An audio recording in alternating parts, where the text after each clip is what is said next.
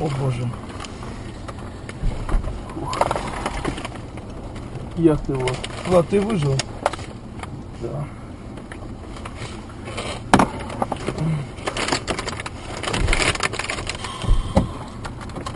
О, дверь вмялась. Ой-ой-ой. Фух, як вона так що? А скільки вона так пристегнутий? Та всіх послушай, кроме Влада.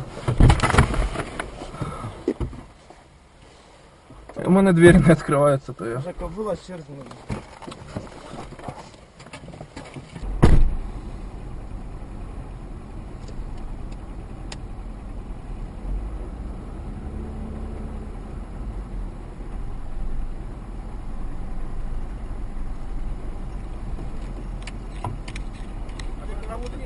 Ні, завів. Помагай, бо зараз лобне руку.